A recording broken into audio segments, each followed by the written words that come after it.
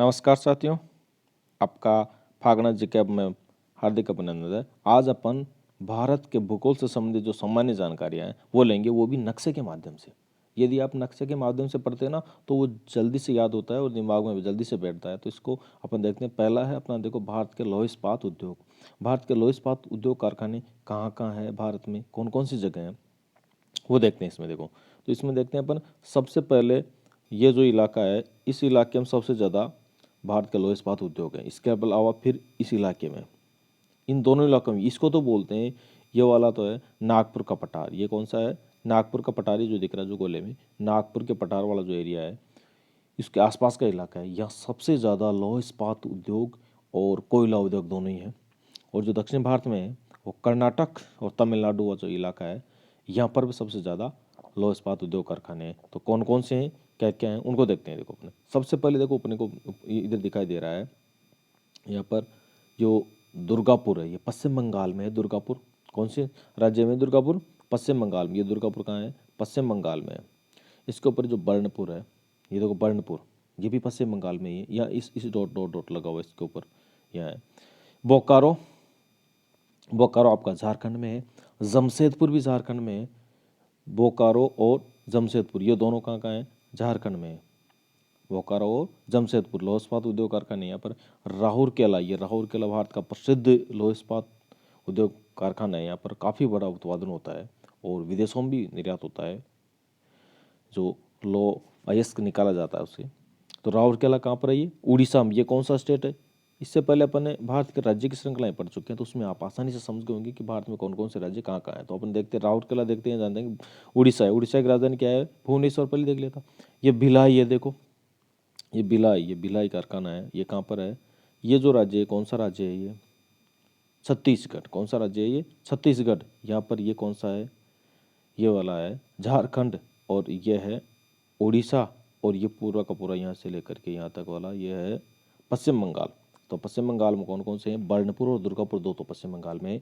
बोकारो जमशेदपुर दो झारखंड में है। राउरकेला उड़ीसा में है। और भिलाई आपका छत्तीसगढ़ में है। इसके बाद में देखते हैं, ये सब पुराने कारखाने। नया कारखाना बना एक विशाखापट्टनम, आंध्र प्रदेश में आता है विशाखापट्टनम, जो एक प्रमुख बंदरगाह भी है। यहाँ पर यह है, ये नवीन कारखाना हिस्सा। अब दक्षिण भारत में चलते हैं। पर दक्षिण भारत में देखेंगे, विजयनगर भी नया कारखाना है। भद्रावती ये पुराना कारखाना है लोहेस का, लौह इस्पात उद्योग का ये पुराना कारखाना है। भद्रावती जो कर्नाटक में, विजयनगर भी कर्नाटक में है। और सेलम ये तमिलनाडु में। सेलम कहाँ पर है? तमिलनाडु में। भारत का प्रसिद्ध लोहयस्क कारखाने हैं ये दोनों। तो ये सब आपको याद होने चाहिए कि कहाँ कहाँ कारखाने स्थित हैं। इसके अलावा अब आगे देखते हैं अपन सूती कपड़ा उद्योग के प्रमुख केंद्र, यानी सूती कपड़ा उद्योग कहाँ कहाँ सबसे ज़्यादा बनाया जाता है। सूती कपड़ा उद्योग में देखते हैं अपन, तो सबसे पहले अपन देखेंगे इधर जो मुंबई है, यहाँ स्थापित हुए थे कारखाना। तो बम्बई, सूरत, जामनगर और अहमदाबाद, यहाँ पर काफ़ी मात्रा में सूती कपड़ा उद्योग का निर्माण होता है और विदेशों में निर्यात होता है। तो यानी ये इलाका है जो तटीय इलाका है, वहाँ पर सम जलवायु पाई जाती है, न तो ज़्यादा गर्मी और न ज़्यादा सर्दी। इसके कारण से सूती धागा टूटता नहीं है। बाकी जहाँ जगह है वहाँ पर क्या है, अपने को कृत्रिम रूप से उसकी जो एयर कंडीशनर है उसके माध्यम से वहाँ पर क्या है स्थिति बनाई जाती है, तब जाकर के वो कारखाना चल पाता है। वरना क्या है, गर्म होकर के सूती कपड़ा ज़्यादा, सूती धागा टूटता है। इसलिए यहाँ सम जलवायु में अपने को सबसे ज़्यादा जो समुद्र तटीय इलाके हैं, यहाँ पर सबसे ज़्यादा हो रहा सूती कपड़ा उद्योग का निर्माण। मुंबई है, सूरत है, जामनगर, अहमदाबाद है। इसके बाद इधर आ जाएंगे, देखो बेंगलोर, ये सोलापुर है, फिर बेंगलोर है, ये मैसूर है, कोयम्बटूर है, इधर धनजाऊर है, कांचीवरम है, मद्रास है। सोलापुर आई गया। पहले देखो नागपुर, इंदौर, ये मध्य प्रदेश, नागपुर और मध्य भारत में है ये। नागपुर और इंदौर, नागपुर महाराष्ट्र में, इंदौर मध्य प्रदेश में है। ग्वालियर, ग्वालियर भी देखो ये आ गया आपका मध्य प्रदेश में। तो मध्य प्रदेश में आ गए इंदौर और ग्वालियर, प्रमुख सूती कपड़ा उद्योग के प्रमुख केंद्र हैं। उत्तर भारत में देखें तो अपन उत्तर प्रदेश में आ गया, देखो वाराणसी, वाराणसी है, फिर ऊपर कानपुर है। वाराणसी और कानपुर ये दोनों उत्तर भारत के प्रमुख सूती कपड़ा उद्योग केंद्र हैं। दिल्ली, मोदीनगर, अमृतसर ये भी क्या है, प्रमुख सूती कपड़ा उद्योग के केंद्र हैं उत्तर भारत में। इसके बाद आ जाता है आपका धारीवाल और श्रीनगर। यहाँ पर भी प्रमुख सूती कपड़ा उद्योग का निर्माण होता है। इधर अपने पूरी भारत में देखें तो मुर्शिदाबाद और कोलकाता ये दोनों ही प्रमुख तरीके के केंद्र है। मुर्शिदाबाद आएगा तो इधर आ जाएगा, देखो ये झारखंड में, और कोलकाता है ये पश्चिम बंगाल में, कोलकाता। तो इस प्रकार से ये प्रमुख सूती उद्योग कपड़ा केंद्र है। इसके बाद में आगे देखते हैं अपनी प्रमुख जो शहर हैं, औद्योगिक शहर हैं और ऐतिहासिक दृष्टि से भी महत्वपूर्ण है, तो ये भी आप क्या नक्शे में भरने के लिए आ सकते हैं। इनकी जानकारी अपने को होनी चाहिए। वर्धा कहाँ पर है, कौन सी जगह है, तो वर्धा है देखो महाराष्ट्र का इस वाला इलाका, यहाँ पर ये वर्धा है, प्रमुख शहर है, ऐतिहासिक शहर है। यहाँ पर कहीं पुराने अखबार छपाया करते थे। इधर देखते हैं अपन रत्नागिरी, पूना और सतारा, ये तीनों इसी लाइन में स्थित है। यहाँ पर रत्नागिरी, पूना और सतारा तीनों। इधर देखेंगे सूरत है, दांडी है, साबरमती और खेड़ा, ये क्या है, प्रमुख ऐतिहासिक शहर हैं पुराने। इधर अपन देखें तो अब क्या जाएगा, उत्तरी भारत है, उसमें जो प्रमुख शहर कौन कौन से हैं, कहाँ कहाँ हैं वो देखेंगे। देखो अमृतसर है, मेरठ है, बरेली है, आगरा है, ग्वालियर है, झांसी है, कानपुर, चौराचौरी, चंपारण और इलाहाबाद, और रांची जो झारखंड की राजधानी है। इन सब में देखते हैं अपन, तो देखो ये जो कर्क रेखा जा रही है, नहीं कर्क रेखा, ये इसके ऊपर स्थित शहर कौन सा आ रहा है, देखो ये रांची एकदम कर्क रेखा पर स्थित शहर है और जो झारखंड की राजधानी है। इसके बाद में अपन देखते हैं तो परंपरागत ऊर्जा स्रोत भारत में कहाँ कहाँ है, कौन कौन सी जगह है परंपरागत ऊर्जा स्रोत, उनकी जानकारी लेंगे अपन।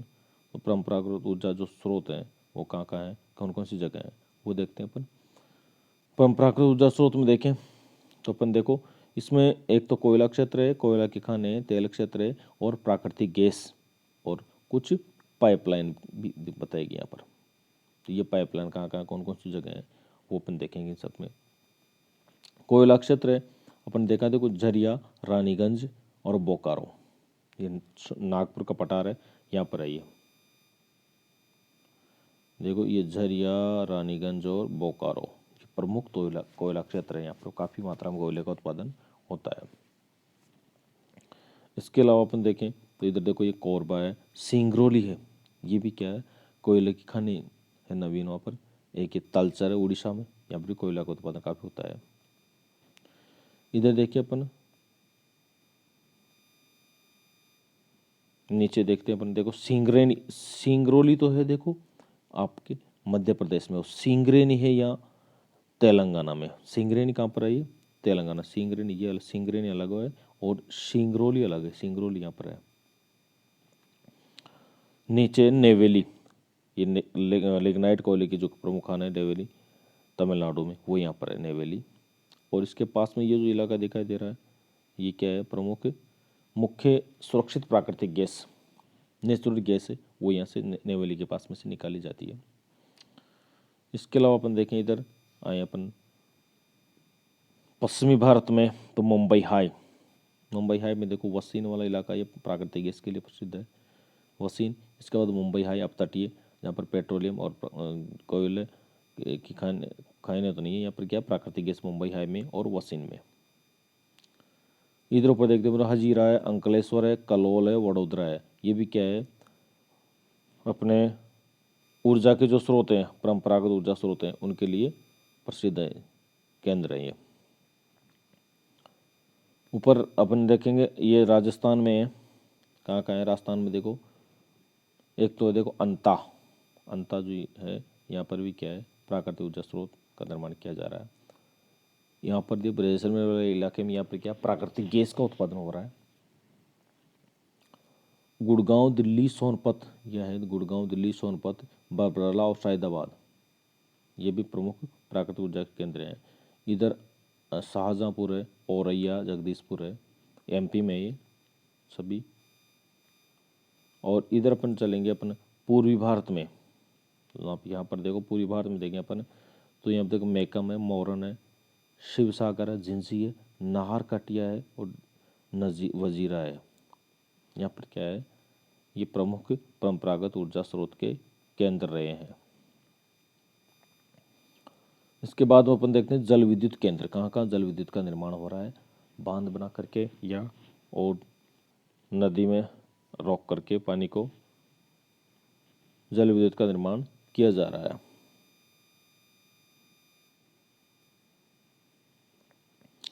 इसमें देखें अपन तो सबसे उत्तर जम्मू कश्मीर से चलते हैं तो यहाँ पर देखो मुजफ्फराबाद है, बारामूला है, जम्मू है, मंडी है, शिमला है, मसूरी है, नैनीताल है।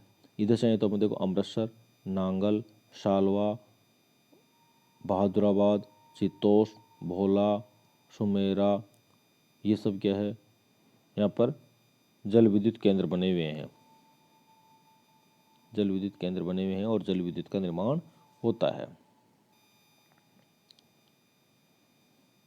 इसके बाद में अपन देखते हैं, इधर देखो रावतबाटा जो राजस्थान में है और गांधी सागर, राजस्थान में दो ही जगह हैं, तो रावतबाटा और गांधी सागर। ये यहाँ रावतबाटा है और यहाँ गांधी सागर है जो एमपी में स्थित है। गांधी सागर राजस्थान से जुड़ा हुआ है। यहाँ पर क्या जल विद्युत केंद्र है, जल विद्युत का निर्माण होता है। महाराष्ट्र में देखें अपन देखो भिवपुर है, खेपोलिये और कोयना है। भिवपुर, खोपोली और कोयना। तुंगभद्रा कर्नाटक में क्या तुंगभद्रा, तुंगभद्रा नदी पर ही बनाया गया है ये केंद्र। शिवासमुद्रम, शिवासमुद्रम यहाँ पर है ये। इधर देखिए नीचे तो अपन पाइकार और मैटूर और पलतीहित ये बांध बना करके, यहाँ पर मैटूर बांध है, पाइकारा बांध है और पलतीहित बांध है। यहाँ पर यह जल विद्युत प्रमुख केंद्र हैं तमिलनाडु के। दक्षिण में देखें तो पेरियार और पापानासम, पेरियार और पापानासम ये भी क्या प्रमुख जल विद्युत उत्पादन केंद्र है।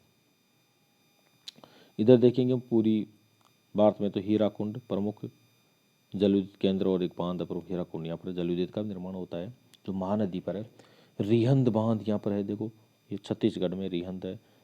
इधर गंडक नदी पर बिहार के जो शोक कहते हैं जिसको, वहाँ पर परियोजना बना करके जल विद्युत केंद्र का निर्माण है, जल विद्युत बनाई जा रही है गंडक नदी।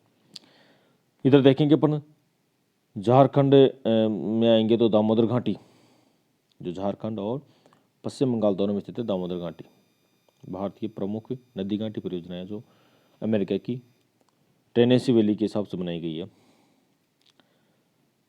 मैथान और मैचेल, ये मैथान और मैचेल है यहाँ पर। और इसके अलावा अपन देखें तो बस ये प्रमुख जल विद्युत केंद्र, तो इन सब की आपको जानकारी होनी चाहिए कहाँ कहाँ जल विद्युत केंद्र स्थित है। इसके अलावा अपन देखते हैं नीचे पेट्रोलियम प्राकृतिक गैस, पेट्रोलियम और प्राकृतिक गैस के प्रमुख केंद्र कहाँ निर्माण हो रहा है, पेट्रोलियम और प्राकृतिक गैस दोनों का। देखो एक तो है इस वाले इलाके में हो रहा है, यहाँ पर जो असम वाला इलाका है ब्रह्मपुत्र नदी घाटी कहते हैं इसको। ये है कृष्णा गोदावरी क्षेत्र है इधर, ये नीचे कावेरी बेसिन वाला है। और ये क्या है, पश्चिमी अपतटीय क्षेत्र है। और यह है गुजरात व तेल क्षेत्र, पेट्रोलियम और प्राकृतिक गैस का यहाँ से निकाला जा रहा है, केंद्र प्रमुख है ये। तो 1 2 3 4 5, अभी एक इधर राजस्थान में और है, अभी नया निकाला जा रहा है पेट्रोलियम प्राकृतिक गैस दोनों ही, जैसलमेर बाड़मेर वाला इलाका, तो ये नया हो रहा है। तो ये सब भारत के प्रमुख पेट्रोलियम और प्राकृतिक गैस के कल कारखाने हैं। तो इनमें देखो सबसे पहले अपन देखें ये जो ब्रह्मपुत्र या असम तेल क्षेत्र है, यहाँ पर कौन कौन से प्रमुख शहर हैं, क्या क्या है, कौन कहाँ कहाँ है, वो सबको आपको जानकारी होनी चाहिए। देखो सबसे पुराना देखो एक तो डिब्रूगढ़ है, इधर डिगबोई जो पहले से काफ़ी प्राचीन प्रमुख तेल क्षेत्र है भारत का, ये भारत का सबसे प्राचीन तेल क्षेत्र है। सबसे पहले यही निकाला गया था डिगबोई में। इधर देखें तो नाहरकटिया है, हुग रीजन है, शिव सागर है और क्षुद्र सागर और लखीमपुर, ये सब क्या है, यहाँ असम और अरुणाचल प्रदेश में स्थित है ये सब, ये इस इलाके में असम तेल क्षेत्र में। ये एक छोटा सा एक त्रिपुरा क्षेत्र है, यहाँ पर भी पेट्रोलियम और प्राकृतिक गैस के प्रमुख केंद्र बनाए गए हैं। इसके अलावा अपन देखते हैं इधर देखो कृष्णा गोदावरी, जिसको रावा अपतटीय क्षेत्र भी बोलते हैं, या पूर्वी तट क्षेत्र में ये कृष्णा गोदावरी क्षेत्र, यहाँ पर यमन काकीनाडा तट पर देश का सबसे बड़ा प्राकृतिक गैस भंडार है। इसको यमन काकीनाडा तट बोलते हैं यहाँ पर इस इलाके को। तो यहाँ पर क्या देश का सबसे बड़ा प्राकृतिक गैस भंडार है कृष्णा गोदावरी क्षेत्र में। ये नीचे देखेंगे अपन तो कावेरी बेसिन में देखो नारीमनम और रामनाथपुरम, कावेरी बेसिन में नारीमनम और रामनाथपुरम जो कि तमिलनाडु में स्थित है। इधर पश्चिमी अपतटीय क्षेत्र में देखो आलिया बेट, बॉम्बे हाई और वसीन, आलिया बेट, बॉम्बे हाई और वसीन तीनों नाम है यहाँ प्रदर्शित करने आपको, और यहाँ है ये। इसके बाद गुजरात में देखते हैं अपन, तो गुजरात में क्या क्या है देखो, नौगांव, कोलाबा, औलियाद और ढोलका। इधर अंकलेश्वर, कल्लोल और मेहसाणा, ये सबसे ज़्यादा प्रसिद्ध है। अंकलेश्वर ये है, इसके बाद कल्लोल है और मेहसाणा है। अंकलेश्वर ये तो खंबात की खाड़ी के पास में है, फिर गुजरात के मध्य के बीच में कल्लोल है, और ये राजस्थान के टच में इधर मेहसाणा है। तीनों केंद्र है ये। इसके बाद अपन देखें तो भारत के प्रमुख चाय उत्पादक क्षेत्र, ये भी आपको याद होना चाहिए, नक्शे में आपको प्रदर्शित करने के लिए आ जाए, या आपको जानकारी हो कि चाय उत्पादन कहाँ कहाँ हो रहा है। इसके लिए चाय उत्पादक क्षेत्र कहाँ कहाँ है देखो, चाय का उत्पादन एक तो होता है अपने पूरा का पूरा जो ये असम चाय के लिए प्रसिद्ध है, असम टी सब जगह पी जाती है। कोई भी चाय का पिक लो, असम की प्रसिद्ध चाय वो लिखा होता है, तो असम का यही तो है। इधर देखते हैं अपन, तो ये वाला है केरल, तमिलनाडु और कर्नाटक, जो पहाड़ी इलाका है यहाँ पर सबसे ज़्यादा देखो पहाड़ी इलाका क्षेत्र में चाय का उत्पादन होता है। वहाँ चाय की जो झाड़ी वो लगाई जाती है और उससे चाय पत्तियाँ तोड़ करके तैयार किया जाता है। तो एक तो प्रमुख उत्पादक क्षेत्र देखो इससे रंग में प्रदर्शित किया गया था, आपको पता होना चाहिए कहाँ कहाँ है। इधर अपन देखें, ये वाला इलाका है देखो, असम पूरा का पूरा असम में, यहाँ से लेकर पश्चिम बंगाल में हो रहा है देखो, ये असम है यहाँ से लेकर यहाँ तक, और ये वाला इलाका है पूरा पूरा पश्चिम बंगाल में आ रहा है। तो असम और पश्चिम बंगाल है प्रमुख भारत के चाय उत्पादक क्षेत्र हैं। इधर दक्षिण भारत में देखें तो ये आ गया पूरा का पूरा चाय उत्पादन क्षेत्र। आपको चाय उत्पादन क्षेत्र को प्रदर्शित करना है तो ये इस तरह से, ये दूसरे कहीं रंग में इस तरह से प्रदर्शित करना है। इसके बाद आ जाएंगे अपन गन्ना उत्पादक क्षेत्र। भारत में गन्ना का उत्पादन सबसे ज़्यादा कहाँ कहाँ हो रहा है, ये जो ब्लैक ब्लैक रंग वाला है यहाँ पर गन्ने का उत्पादन हो रहा है। एक तो है ये पूरा का पूरा देखो गंगा यमुना, जो दोआब है ये गंगा यमुना उसके आसपास में। इधर देखें तो अपने पूर्वी तट पर है, गोदावरी बेसिन के आसपास, कृष्णा गोदावरी बेसिन में।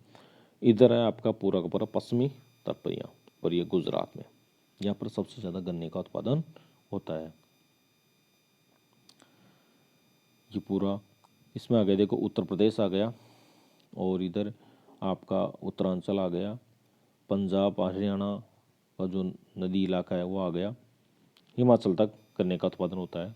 इधर महाराष्ट्र है और कर्नाटक है और तमिलनाडु जो कावेरी बेसिन में, इधर कृष्ण गोदावरी बेसिन है ये वाला इलाका, यहाँ पर क्या प्रमुख गन्ना उत्पादक क्षेत्र है। इसके बाद में देखेंगे अपन कपास उत्पादक क्षेत्र। कपास का सबसे ज़्यादा उत्पादन कहाँ होता है, कपास का सबसे ज़्यादा उत्पादन देखो काली मृदा में होता है वैसे तो, और काली मृदा वाला जो इलाका पूरा का पूरा ये दक्कन का पठार वाला, ये काली मृदा यहाँ पर होता है। नहरी जो इलाका है, भाखड़ा नांगल बांध या और दूसरे बांध बन गए हैं, उनके कारण से इंदिरा गांधी नहर है। पंजाब हरियाणा और राजस्थान का गंगानगर हनुमानगढ़ इलाका है, यहाँ पर भी, यहाँ पर एक नरमा, अमेरिकन कपास नरमा, उसका प्रसिद्ध उत्पादन होता है इस इलाके में। ये पूरा कपास इधर होता है, और यहीं पर सबसे ज़्यादा कपास का उत्पादन होने के कारण से जो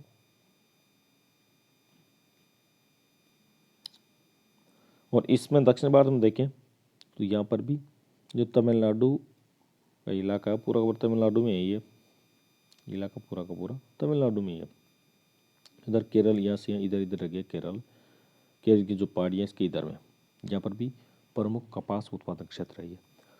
इसके बाद देखते हैं अपन तो चावल उत्पादक क्षेत्र भारत में कहाँ कहाँ है। जो पूरा का पूरा जो प्रमुख क्षेत्र और गौण क्षेत्र दो प्रदर्शित किए गए हैं इसमें, और यहाँ पर चावल का उत्पादन वहाँ सबसे ज़्यादा होगा जहाँ सबसे ज़्यादा पानी की मात्रा विद्यमान है, वर्षा ज़्यादा होती है, या बांधों के रूप में नहरों के माध्यम से पानी पर्याप्त रूप से मिल रहा है। इसमें देखें तो जो ये इलाका है यहाँ से, ये तो है आपका प्रमुख तेल क्षेत्र उत्पादन, चावल उत्पादन क्षेत्र है, प्रमुख चावल उत्पादक क्षेत्र। ये सीधी सीधी लाइन है, इस तरह से लाइन जो खिंची हुई है नहीं, ये सब प्रमुख चावल उत्पादक क्षेत्र। इसके अलावा ये तटीय प्रदेश है, यहाँ पर भी प्रमुख उत्पादक क्षेत्र है। इसके अलावा गौण, ये बाकी रह गया जो ये इससे आडी लाइन जो खींची हुई है पूरा का पूरा, ये गौण, यानी यहाँ पर भी चावल का उत्पादन होता है, लेकिन यहाँ इनसे थोड़ा कम होता है यहाँ, और दूसरी फसलें बोई जाती है यहाँ पर।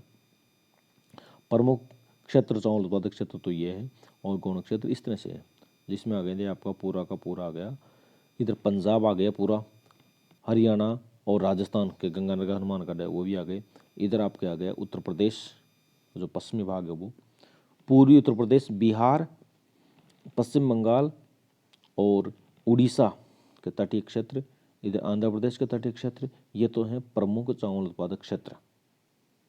और इधर ब्रह्मपुत्र घाटी में आसाम, इधर नीचे आ जाएंगे अपन तो तेलंगाना है, और तमिलनाडु है, केरल है, कर्नाटक है, तटीय क्षेत्र महाराष्ट्र है और गुजरात है। ये क्या है?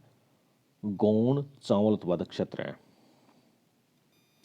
इसके बाद में अपन देखते हैं गेहूं उत्पादन कहाँ कहाँ होता है, गेहूं का उत्पादन कहाँ कहाँ होता है, ये भी आपको प्रदर्शित करने के लिए आ सकता है। तो इसको देखना है गेहूं का उत्पादन कहाँ कहाँ, और उसको अपने को प्रदर्शित करना है इस तरह से, प्रमुख क्षेत्र और गौण क्षेत्र, दो तरीके से, प्रमुख क्षेत्र और गौण क्षेत्र। तो प्रमुख क्षेत्र तो कौन सा है, उसी तरह चावल की तरह जो खड़ी लाइने वाला है, ये यहाँ से लेकर के ये तो क्या है, प्रमुख गेहूं उत्पादन क्षेत्र है।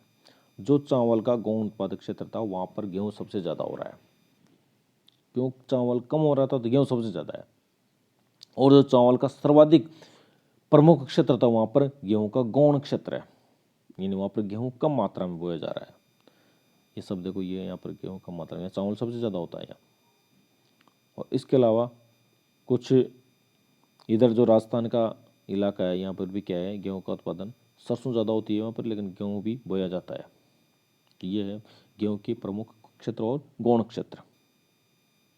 इसके बाद देखते हैं अपने भारत की नक्शे में कुछ तेल लाइनें हैं, जिस पर एक नंबर पर तो है देखो, नाहर कटिया बरौनी तेल पाइपलाइन, दूसरी सलाया मथुरा पाइपलाइन, दिल्ली अंबाला जालंधर पाइपलाइन, कोयली तो शोधनशाला और मंगलोर शोधनशाला। यहाँ पर क्या पेट्रोलियम का शोधन किया जाता है, कोयली और मंगलोर। ये कहाँ कहाँ पर है वो अपन देखते हैं।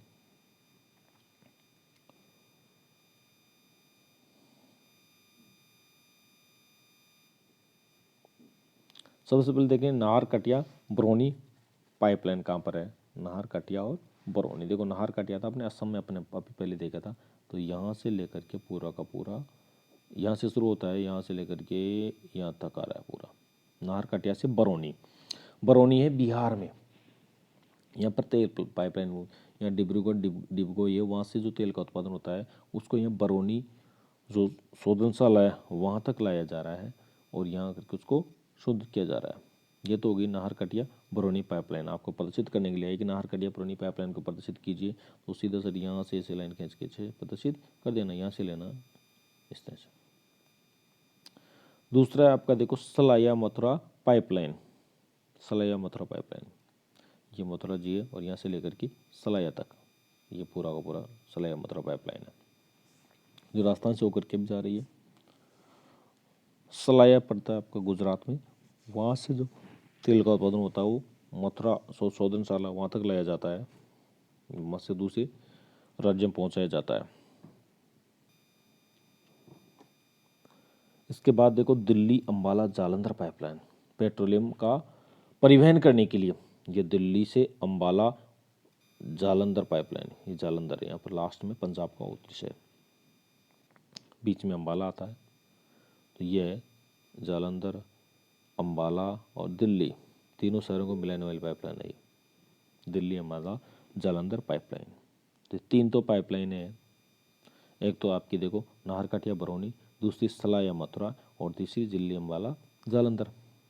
इसके अलावा मंगलोर शोधनशाला तो कहाँ पर है, और कोयली शोधनशाला कहाँ पर है, ये तो है देखो कोयली शोधनशाला, यहाँ पर पेट्रोलियम को शुद्ध किया जाता है, जो गुजरात में है। और नीचे है देखो केरल और जो कर्नाटक है, इसके पास में, दोनों के तट के पास में यहाँ पर है मैंगलोर। वैसे कर्नाटक की राजधानी क्या है, बेंगलोर, तो बेंगलोर तो क्या है मध्य में, इस जगह पर है बेंगलोर, यहाँ है बेंगलोर, और ये है मैंगलोर। तो यहाँ पर शोधनशाला है मैंगलोर शोधनशाला, जो कर्नाटक में है, और कोयली गुजरात में है। अब देखते हैं अपने प्रमुख जो कोयला उत्पादक क्षेत्र हैं वो कौन कौन से हैं। इसमें देखो पलाना है जो राजस्थान में है, कोरबा है जो छत्तीसगढ़ में, झरिया झारखंड में है, जैसे झरिया और झारखंड याद रखना। रानीगंज पश्चिम बंगाल में है, सिंगरेनी आंध्र प्रदेश में है, जबकि सिंगरौली अपने पहले देखा था ना वो था एमपी में, सिंगरेनी आंध्र प्रदेश में है। और एक है फिर माकूम जो अरुणाचल प्रदेश में है। ये सब देखते हैं अपन कहाँ है, कौन कौन सी जगह है। देखो यहाँ पर तो ये पूरा माकूम, और ये रानीगंज है, ये झरिया है, ये कोरबा है, ये पलाना है, ये सिंगरेनी है। इस तरह से ये प्रमुख कोयला उत्पादक क्षेत्र है, या कोयला उत्पादक क्या कहते हैं इसको, खाने हैं, है ना। तो इनको जल्दी से आपको याद कर लेना है, कहाँ कहाँ है, स्क्रीनशॉट ले लेना है। ये सब देखते हैं। इसके बाद में अपन देखते हैं भारत का पश्चिमी प्रवाह तंत्र और पूर्वी प्रवाह तंत्र। इसमें नदियाँ प्रदर्शित करने के लिए आ सकते हैं आपको। देखो ये जो गहरे रंग में है ब्लैक ब्लैक सा, ये तो क्या है, पश्चिमी प्रवाह क्षेत्र है, यानी यहाँ का जो पानी है पश्चिम की तरफ बह करके अरब सागर में जाता है, और ये पूरा का पूरा इधर वाला, ये पूरा बंगाल की खाड़ी में पानी आता है। तो आपको ये याद होना चाहिए पश्चिम प्रवाह क्षेत्र कौन सा है और पूर्वी प्रवाह क्षेत्र कौन सा है। इसमें देखो पूर्वी में आ गया आपका गंगा बेसिन आ गया पूरा का पूरा, ये गंगा बेसिन पूरा का पूरा इधर वाला ये, और इधर आ गया आपकी देखो स्वर्ण रेखा और महानदी बेसिन आ गया, इधर कृष्णा बेसिन है, गोदावरी बेसिन है, पेन्नार बेसिन है, कावेरी बेसिन है और ब्रह्मपुत्र बेसिन है। ये प्रमुख नदी अपवाह क्षेत्र हैं यहाँ पर। ये देखें, देखो इधर पूरा का पूरा ये वाला इलाका है, इसमें तो पूरा ये यहाँ से लेकर के ये पूरा का पूरा ये तो आ गया गंगा बेसिन, और ये पूरा का पूरा आ गया आपका ब्रह्मपुत्र बेसिन में। यहाँ पर देखो बराक बेसिन, छोटा सा एक और बराक बेसिन वो यहाँ पर है। इधर आ जाएंगे तो स्वर्ण रेखा बेसिन, ये वाला स्वर्ण रेखा है, इसके बीच में आ गया ब्राह्मी एवं वैतरणी बेसिन, बीच में यह आ गया, और इधर आ गया फिर ये महानदी बेसिन, यानी महानदी इस इलाके में सबसे ज़्यादा पानी लेकर के जाती है। नीचे आ जाए अपन, देखो गोदावरी बेसिन है, ये गोदावरी बेसिन है। कहाँ से गोदावरी बेसिन, यहाँ से शुरू करके ये पूरा का पूरा गोदावरी बेसिन है, यानी यहाँ की छोटी नदियाँ, मुख्य नदियाँ से जो गोदावरी नदियाँ आती है, इसके बाद में इधर से कुछ छोटी नदियाँ भी इसमें पानी लाती है, इधर से भी जाती है, तो ये सब क्या कहलाता है, गोदावरी बेसिन है। नीचे आ गया आपका कृष्णा बेसिन है, यहाँ से लेकर के इस तरह से ये, और यानी गोदावरी नदी का नीचे का इलाका है पूरा कृष्णा बेसिन में आता है। बीच में ये आ गया पेन्नार बेसिन, पेन्नार नदी है उसका। फिर नीचे आ गया आपका कावेरी बेसिन, यहाँ से लेकर किस तरह से ये कावेरी नदी का अपवाह क्षेत्र है, पूरा यहीं तक आ गया, पूरा यहीं तक ले लो। ये इधर का पूरा है पश्चिम को बहने वाली जो नदियाँ हैं वो है माही बेसिन आ गया, इधर नर्मदा है, ताप्ती बेसिन है, और इधर पंजाब की 5 नदियाँ हैं वो यहाँ पर प्रवाहित होती है, यहाँ से बह करके यहाँ करके यहाँ की जाती है, सब यहाँ जा रही है। जैसे इस तरह से जो नदियाँ हैं वो इसमें आती है। इसके अलावा अपन देखते हैं अपन, और इसमें नक्शे में बात को जो प्रमुख बंदरगाह हैं वो कहाँ कहाँ हैं, प्रमुख बंदरगाह वो भी आपको याद होनी चाहिए, नक्शे में प्रदर्शित करने के लिए आएंगे। कांडला गुजरात में है, इसके नीचे पोरबंदर है, मुंबई है, कोचीन केरल में है, तूतीकोरन तमिलनाडु में है, चेन्नई है, काकीनाडा और विशाखापट्टनम ये भारत के प्रमुख बंदरगाह हैं, प्रमुख जलयान पोत क्षेत्र हैं। काकीनाडा है और विशाखापट्टनम है, चेन्नई है और तूतीकोरन, ये तो है सब पूर्वी तट पर। इधर कोचीन, मुंबई, पोरबंदर और कांडला ये है सब पश्चिमी तट पर, ये प्रमुख बंदरगाह हैं। इसके बाद आते हैं अपन वन क्षेत्र, देखें अपन ज्वारीय वन क्षेत्र, जहाँ पर ज्वारभाटा आता है, यानी जो तटीय इलाके हैं वहाँ पर ज्वारीय वन क्षेत्र मिलेंगे अपने को। और इसके अलावा जो अल्पाइन है, जो काफ़ी ऊंचाई पर, जैसे हिमालय वाले इलाके में अपने को अल्पाइन वन क्षेत्र मिलेंगे। मरुस्थल है पश्चिम राजस्थान में है, और शुष्क शीतोष्ण कटिबंधीय जो आपको मध्य भारत में मिल जाएंगे। इसमें देखते हैं अपन, देखो पूरा का पूरा ज्वारीय वन है, ये तटीय इलाकों में ये ज्वारीय वन आ गया आपका पूरा। यहाँ पर भी ज्वारीय वन है, ये सब ज्वार भाटा जहाँ यहीं आएगा तो ये ज्वारीय वन है। अल्पाइन है, ये जो हिमालय है उसकी ऊंचाई में, काफ़ी ऊंचाई में वो ये वाला इलाका ये अल्पाइन में आ गया। मरुस्थलीय है, ये मरुस्थलीय में आ गया। और शुष्क शीतोष्ण यानी कुछ शीत और कुछ उष्ण, वो शीतोष्ण कटिबंध में इस तरह का ये इलाका है वो इसमें। और मध्य भारत में भी है ये प्रमुख वन क्षेत्र हैं। इसके बाद देखते हैं अपन भारत में सर्वाधिक घनत्व वाला राज्य कौन सा है और न्यून घनत्व वाला, यानी सबसे ज़्यादा जनसंख्या कहाँ है वो सर्वाधिक घनत्व में आ जाएगी और न्यूनतम घनत्व जनसंख्या का मुँह आ जाएगा। इसके अलावा सर्वाधिक लिंगानुपात वाला राज्य कौन सा और न्यूनतम लिंगानुपात वाला राज्य कौन सा है, यह आपको क्वेश्चन भी आ सकता है। सर्वाधिक जनघनत्व वाला राज्य कौन सा है, तो इसको प्रदर्शित भी किया गया है और क्वेश्चन के रूप में भी आपको याद रखना है। और भारत का सर्वाधिक जनघनत्व वाला है बिहार, यह है बिहार, देखो सर्वाधिक जनघनत्व इस तरह से प्रदर्शित किया गया है। इसके अलावा आता आपका फिर न्यूनतम जनघनत्व वाला है अरुणाचल प्रदेश, यहाँ पर 17 व्यक्ति आपके प्रति वर्ग किलोमीटर में रहते हैं। और सर्वाधिक लिंगानुपात है आपका दिल्ली में, जो हरियाणा सर्वाधिक लिंगानुपात है आपका केरल में, यहाँ पर है। दिल्ली तो क्या है वो सर्वाधिक जनघनत्व केंद्र शासित प्रदेश था, लेकिन वो अपने को राज्य पूछ रहे हैं यहाँ पर, तो राज्य में बिहार का नाम है। और सर्वाधिक लिंगानुपात में आ जाएगा केरल, सर्वाधिक लिंगानुपात में क्या है केरल है। और न्यूनतम में हरियाणा, न्यूनतम लिंगानुपात वाला राज्य कौन सा है हरियाणा। ये राज्य कौन सा है आपको नक्शे में देखते हैं पता जाना चाहिए, हरियाणा है, ये केरल है, ये लिंगानुपात में है। और ये जनघनत्व में बिहार और अरुणाचल प्रदेश है। इसके बाद में देखते हैं जनसंख्या वितरण में सबसे ज़्यादा जनसंख्या कहाँ है और न्यूनतम कहाँ है। सघन जनसंख्या वाला क्षेत्र है ये, इस तरह से जो प्रदर्शित किया गया है ये सघन जनसंख्या वाला क्षेत्र है। यानी यहाँ पर देखिए अपन उत्तर प्रदेश, पंजाब, हरियाणा वाला इलाका है ये, यहाँ से लेकर पूरा पश्चिम बंगाल वाला इलाका है, जो गंगा नदी का आपात क्षेत्र वाला इलाका है, यहाँ पर सबसे ज़्यादा जनसंख्या निवास करती है, सघन जनसंख्या वाला है। इसके बाद मध्यम जनसंख्या है, इस तरह का आडी लाइन वाले जो मध्य भारत में पूरा का पूरा आ रहा है ये। और जो तटीय इलाके हैं ये भी क्या सघन वाला ही है, देखो यहाँ से लेकर के पूरा का पूरा ये इस तरह जब पानी की मात्रा सबसे ज़्यादा विद्यमान है, पूरा का पूरा ये क्या है सघन जनसंख्या हुआ है यहाँ पर तो। और मध्य भारत में ये इस तरह से आइडलैंड की जीवी क्या है मध्यम जनसंख्या। और बीच बीच में जहाँ बहुत कम जलवायु विषम जलवायु मिलती है वहाँ पर क्या है विरल जनसंख्या, जैसे पश्चिम राजस्थान आ गया, मध्य भारत में है, ये कुछ पहाड़ी इलाके हैं यहाँ पर है, इधर जम्मू कश्मीर, अरुणाचल प्रदेश है, ये सब पहाड़ी इलाके हैं, ये क्या है विरल जनसंख्या, यहाँ पर पहाड़ी इलाकों में विरल जनसंख्या विद्यमान है। इसके बाद देखते हैं अपन भारत के प्रमुख लौह इस्पात केंद्र, जो अपने पहले भी देख लेते, एक बार पुनः और एक बार देख लेते हैं। इनमें से एक अब की बार कक्षा 12 के मानचित्र में जरूर आएगा, तो इनको पुनः देख लेते हैं अपन। इधर देखो डोल्बी है, विजयनगर है, भद्रावती और सेलम, ये तो दक्षिण भारत के हैं।